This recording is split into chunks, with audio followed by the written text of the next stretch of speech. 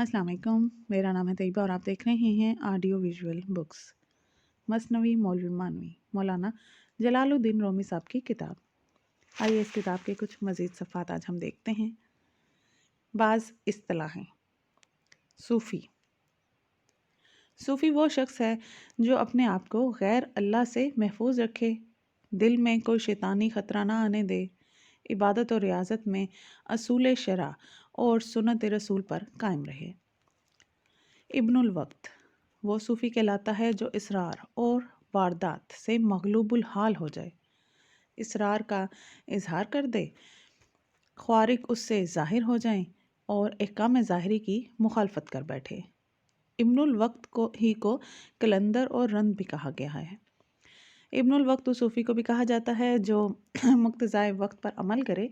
ये माना पहले माना से आम है जो इस्तिलाही इब्नुल वक्त और अबुल वक्त दोनों को शामिल हैं। अबुल वक्त वो साहिब मकाम सूफ़ी कहलाता है जो अदाब शरीयत को पूरा पास करे, हालात और वारदात में नफ्स और रूह पर काबू रखे, खुदावंदी हिकमत के मुक्तज़ा को समझते हुए करामात और ख्वारिक पर काबू रखे। अबुल वक्त का मकाम इब्नुल वक्त से बहुत आला समझा जाता है। अब्दाल औलिया अल्लाह की वो जमात है जो किसी दूसरी शख्सियत को अपनी शक्ल और सूरत में तब्दील कर सकती हो। इनकी तादाद 7 होती है। दुनिया के 7 अकलीमों में से हर अकलीम का उनमें एक कुतुब होता है। नकबार औलिया अल्लाह की वो जमात कहलाती है जिनमें से हर एक आसमान के 12 बुर्जों में से हर बुर्ज से मुतल्लिक होता है और उस बुर्ज के नजूम व कवाकिब की तासीरात से उसका ताल्लुक होता है। इन नकबा को भी अब्दाल कहा जाता है।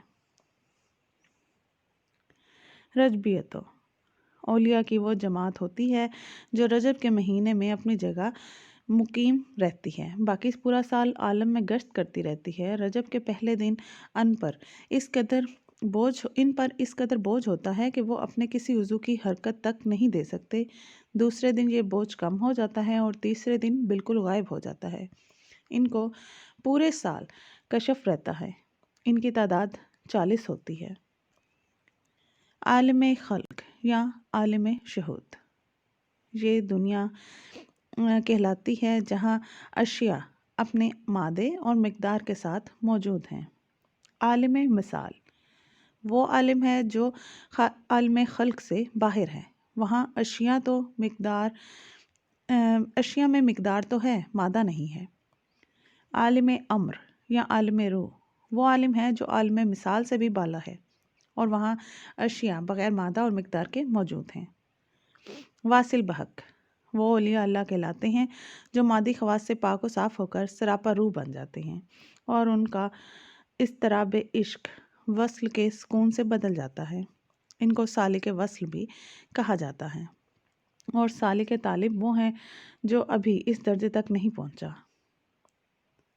वली वो शख्स है जो अल्लाह की ज़ात और सफ़ात को पहचानने, हमेशा तात बजा लाए, मरहूमात से बचे, लज्जतों और शहवतों में मुनहमिक ना हो, नजासतों से बचता हो, फ़राइज़ का तारिक ना हो, मजनून और पागल ना हो, शर्मगाह और बदन को बरहना ना रखता हो।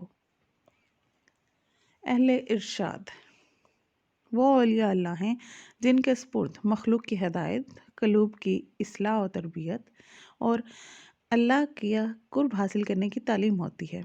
इन औलिया में से जो अपने ज़माने में सबसे अफसल होता है वो कुतुबुल इरशाद कहलाता है।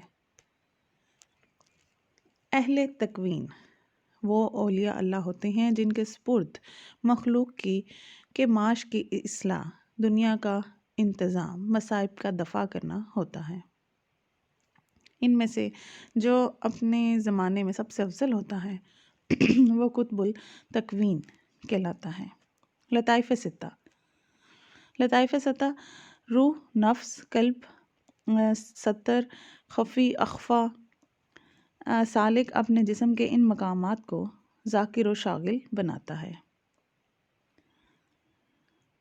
अहव वो हालत है जिसमें ज़ाहिरी व बातनी अहकामात में फ़र्क बाकी रहता है।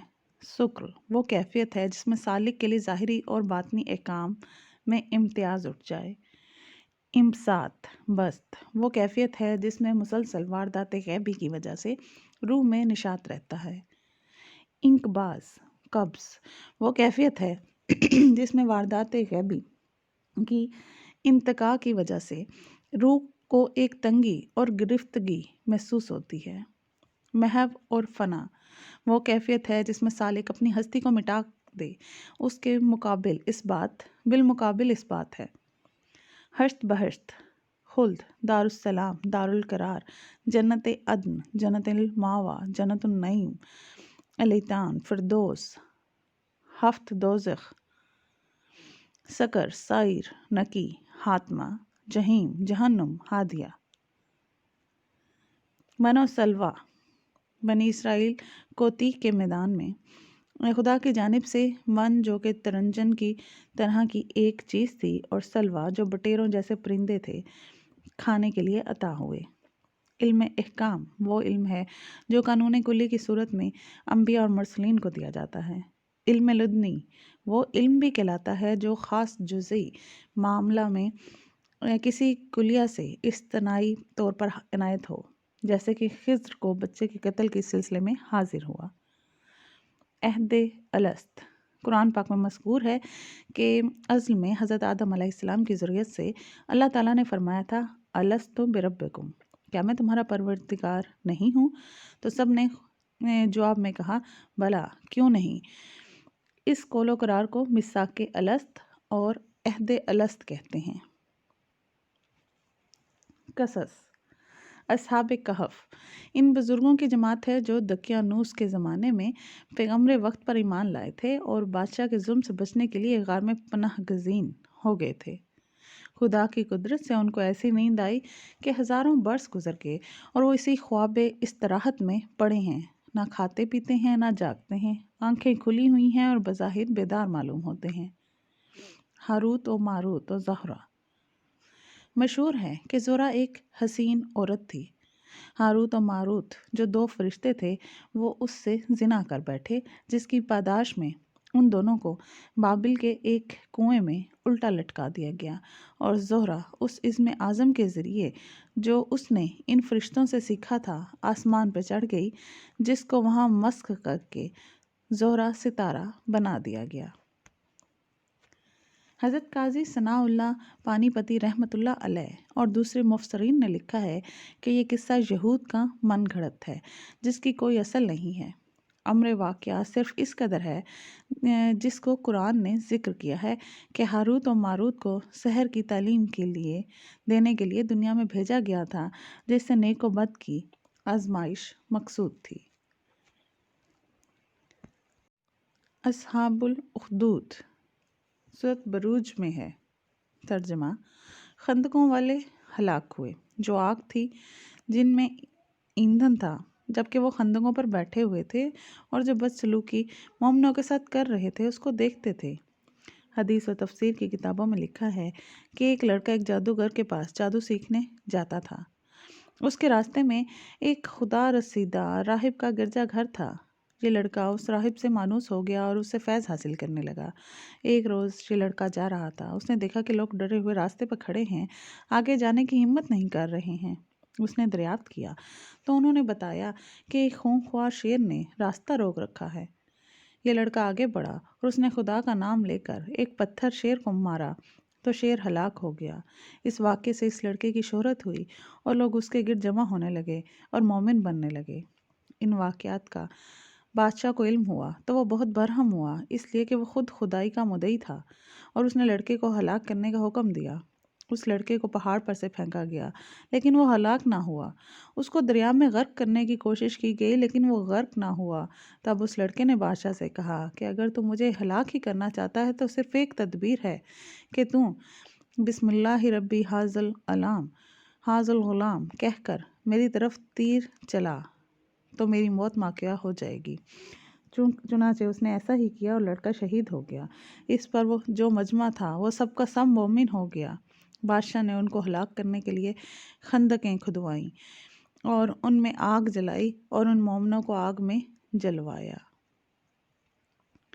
لیلۃ الناریس، آخری شب کے پڑاؤ والی رات، 7 ہجری میں غزوہ خیبر سے واپسی پر آپ نے وادی القرا اور تیمہ کا رخ کیا۔ وہاں سے واپسی پر حضور صلی اللہ علیہ وآلہ وسلم اور صحابہ کرام رضی اللہ تعالیٰ عنہ رات بھر مشغول سفر رہے۔ صبح کے قریب پڑاؤ ڈالا۔ حضور صلی اللہ علیہ وآلہ وسلم نے حضرت بلال رضی اللہ تعالیٰ عنہ کو مقرر کیا کہ وہ نہ سوئیں اور فجر کی نماز کے وقت سب کو جگا دیں، لیکن حضرت بلال رضی اللہ تعالیٰ عنہ پر بھی نیند کا غلبہ ہو گیا اور سب کی آنکھیں جب کھلیں جبکہ سورج نکل آیا تھا اور فجر کی نماز قضا ہو گئی تھی۔ حضور صلی اللہ علیہ وسلم نے ارشاد فرمایا، یہاں سے فوراً کوچ کرو، اور کچھ آگے جا کر پڑاؤ کیا اور نماز پڑھی۔ مولانا نے اپنے اشعار میں اس نیند کو استغراقی کے کیفیت سے تعبیر کیا ہے۔ حضرت سلیمان اور انگوٹھی۔ مشہور ہے کہ حضرت سلیمان علیہ السلام نے ایک عورت سے نکاح کر لیا جو پوشیدہ طور پر بت پرست تھی۔ اس کی پاداش میں یہ واقعہ پیش آیا کہ آپ کی وہ انگوٹھی جس کے اثر سے ان کی حکومت جن و انس پر قائم تھی، وہ ایک سخر نامی دیو نامی نے چرا لی، دیو نامی جن نے چرا لی، اور وہ اس انگوٹھی کے اثر سے حضرت سلیمان علیہ السلام کے تخت پر قابض ہو گیا اور حضرت سلیمان علیہ السلام روپوش ہو گئے۔ اپنی روپوشی کی حالت میں وہ ایک مچھیرے کے گھر کام پر لگ گئے۔ مچھیرے نے اپنی لڑکی کی شادی ان سے کر دی۔ کچھ عرصے بعد وہ انگوٹھی جن کے ہاتھ سے دریا میں گری اور اس کو مچھلی نے نگل لیا۔ وہ مچھلی شکار ہو کر اس مچھیرے کے گھر آ گئی۔ مچھلی کے پیٹ سے انگوٹھی برآمد ہوئی تو حضرت سلیمان علیہ السلام نے اپنی انگوٹھی کو پہچان لیا اور اس کی تاثیر سے دوبارہ اپنے تخت سلطنت پر قابض ہو گئے۔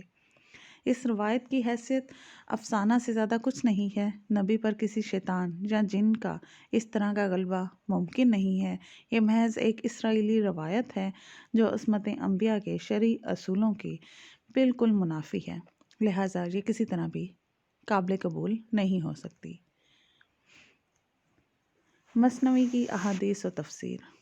حضرت مولانا اشرف علی صاحب رحمۃ اللہ علیہ نے کلید مثنوی میں فرمایا ہے کہ صوفیہ اور بزرگوں کے کلام میں ایسی احادیث پائی جاتی ہیں جو احادیث کی کتابوں میں نہیں ہیں، اور محدثین کے نزدیک ان کا حدیث ہونا ثابت نہیں ہوتا۔